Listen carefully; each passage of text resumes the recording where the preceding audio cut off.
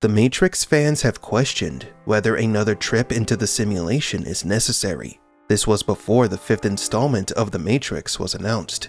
People have ignored that this universe is larger than most current popular franchises, and so in this video, we will be briefly discussing most of the Matrix productions, including a forgotten movie that is only accessible through a method that very few people have access to. Welcome to Matrix Explained.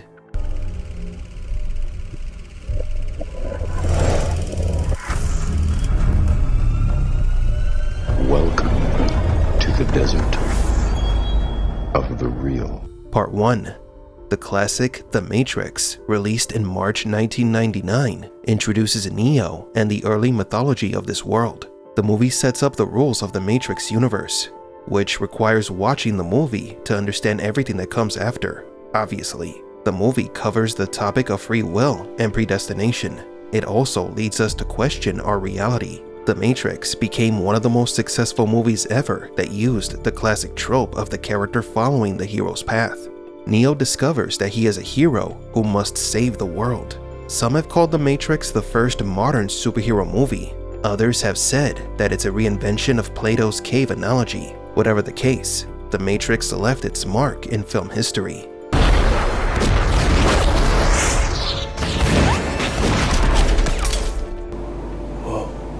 Part 2. In 2003, a compilation of several Matrix animated shorts was released on VHS and DVD titled The Animatrix. The 9 shorts chronicled historical events from The Matrix, including the creation of the Matrix simulation and the first robot that killed a human. But there is one short in particular that stands out from the rest for its importance in understanding the events of the sequels. Final Flight of the Osiris, released in theaters months before Matrix 2 in March 2003, is the missing link between The Matrix and Matrix 2. The short is about the crew of the ship Osiris that discovers the army of thousands of machines gathering to dig towards the last city of the humans. The Osiris was destroyed and all of its crew died, but not before they left behind the information about the machine's actions for the other Red Pills to find. Zion has to be warned. How? Someone has to get to a drop point. What? Are you crazy? We can't broadcast now. We have to. I'll go. There isn't much time. I'll make it. Now, there is another piece of lost media, or forgotten movie, that tells a very important part of the story, but requires a bit of work to access it in its original form. There are DVD and Blu-ray sets that carry only part of the story. The only way to view this obscured or lost piece of media in its entirety, it's either here on YouTube or by playing the video game, Enter the Matrix. First mention of the video game was that it was like a third movie, and it had this whole amazing, intricate story weaved into the stories in the movies. Operator. Get me out of here, Sparks. I've got agents right behind me. Oh, I can't watch this. You've basically taken Reloaded and expanded it out into 2 parallel stories, not just the film, not just the game. They're actually fully connected in every way. Part 3. Enter the Matrix was released for PlayStation 2, Xbox, and Nintendo GameCube in May 2003, weeks after Matrix 2 came out on theaters. The game's story chronicles events before and during the events of Matrix 2, with Niobe and Ghost being the main characters, beginning with the mission to retrieve the message left behind by the Osiris crew. The story is split between gameplay and live-action cutscenes recorded exclusively for the game. Yes, there is official physical media that carries the real-life footage that you can still buy today, but as we said, to consume the full context of this story, you have to play the video game or watch a playthrough on YouTube.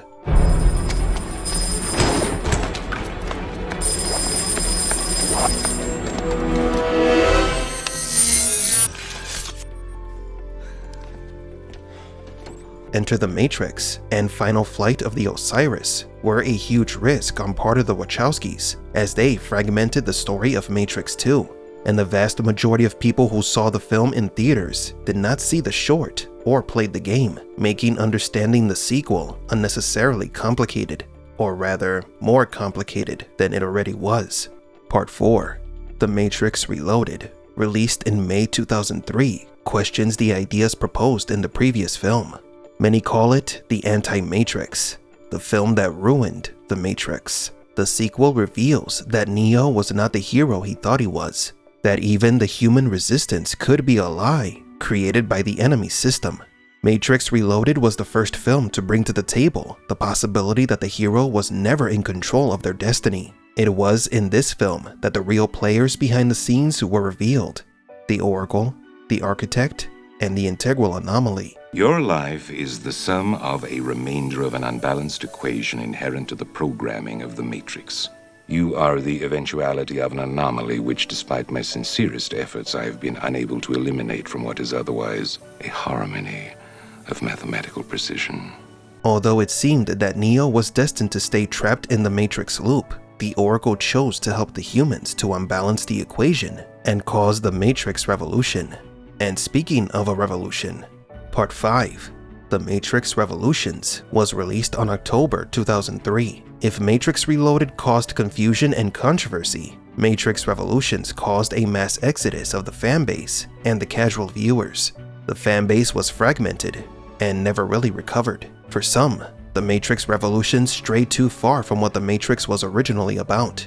However, others believed that the conclusion of the trilogy was perfect for the franchise. It exemplified how those who are against the system do not know that they are actually part of the system. Well now, ain't this a surprise? You played a very dangerous game. Change always is. Over the years, people have grown more accepting, or at least more tolerant of the Matrix sequels. To this day, the Matrix trilogy is remembered with appreciation by most fans for the film's philosophical nuances. Part 6. 2 years after the conclusion of the Matrix trilogy, another video game called The Matrix Online was released. This online video game was the continuation of The Matrix, focusing on the events after Matrix Revolutions. This only online game was released for PC in March 2005, and the servers were shut down in August 2009 due to low subscriber numbers. The Matrix Online was considered the end of the official canon, and so it was for 12 years. Why won't they give up his remains? They say they haven't recycled them. They belong in Zion, in a holy place. He saved us. He saved them. He saved the Matrix. Part 7. Between 1999 and 2003, Burly Man Entertainment, the Wachowskis' production company, published multiple comics set in the world of the Matrix. It is debatable whether the stories in the comics are canonical. Some comics do tend to tell stories outside what is well established in this universe. Some even contradict the fundamental elements that created this universe. The comics also use various genres such as action, horror, and even parody. Thankfully, the comics are still sold to this day in a collection titled The Matrix Comics 20th Anniversary Edition. You know, every year, Warner Brothers would ask us to make another one, and every year they would drive truckloads of money up to our house and say, "You could have this." And we said, no, not interested, not interested, not interested. Then something really hard happened in which both my parents got ill, or my dad first got ill, and I couldn't have my mom and dad, and I couldn't talk to my mom, and yet suddenly I had Neo and Trinity, arguably maybe the two most important characters in my life, and it was immediately comforting to have these two characters alive again. For over a decade, the Wachowskis received multiple offers from Warner Brothers to do more Matrix films. But it wasn't until Lana Wachowski, faced with the passing of both her parents, that she gained the inspiration to continue this franchise. And so, Part 8, The Matrix Resurrections, was released in December 2021. Some people saw it as a gift, others as a joke in bad taste. The Matrix returned not only to continue to question reality and social norms as the original films did, but it dared to be much less subtle in its reflection of modern-day society and of Hollywood, criticizing films that recycle formulas to bank on nostalgia and squeeze as much as possible out of a franchise. This film inherited the name Anti-Matrix from Matrix Reloaded, and like Matrix Reloaded, most people did not understand the film. It's too early to know if Matrix Resurrections will eventually be appreciated for its meta-commentary, but we doubt it. Obviously, The Matrix is about transpolitics. Crypto-fascism. It's a metaphor of capitalist exploitation. As the movie was making its rounds in theaters, a free Matrix tech demo called The Matrix Awakens was released on Xbox Series consoles and PlayStation 5. Sadly, just like The Matrix Online, this demo is no longer available for download. This demo was to serve as the basis of a second series of animated shorts titled The Animatrix 2.0 or Origins.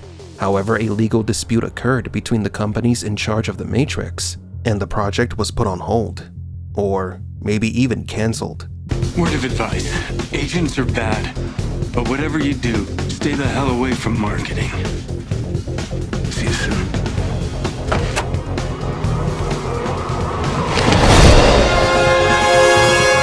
Part 9. Recently, another new Matrix movie has been announced, where Lana Wachowski will now serve as an executive producer. The movie is going to be directed and written by Drew Goddard. For many, this might be a bad sign that the Matrix franchise is now in the hands of WB executives. But we believe that if Lana is attached to this production, we could see a legitimate addition to the Matrix, be it a sequel, prequel, or spin-off. This is not over yet. I will sequel franchise spin-off. And Part 10. The big question now is, do we really need another Matrix movie? The Animatrix works well as a prologue to the universe, and The Matrix Resurrections was a satisfying conclusion, but it still left much to be desired. So the answer to the question is, yes, we need one or more trips back to the Matrix, a third and final conclusion of the war between man and machines, of Neo against the Matrix. The comics are tales that expand the universe in fun and unexpected ways. Did you know that there are aliens in the Matrix universe? Experiencing all these stories and how everything connects, we understand that this franchise is not simply a tale of a hacker who took a red pill and learned how to dodge bullets. The Matrix is quite big, and it can get bigger. It still has a lot to offer, and we think that more Matrix is necessary. Now more than ever, with the growing development and concerns related to artificial intelligence in the real world. It seems that the technological existentialist philosophy that the Matrix introduced back in '99 will be a fundamental point of discussion in the near future and beyond. But do you agree? Is Matrix 5 necessary? Yes? What do you think of Enter the Matrix? Have you played it? Would you like us to make a new series analyzing this piece of lost Matrix media? Let us know in the comments.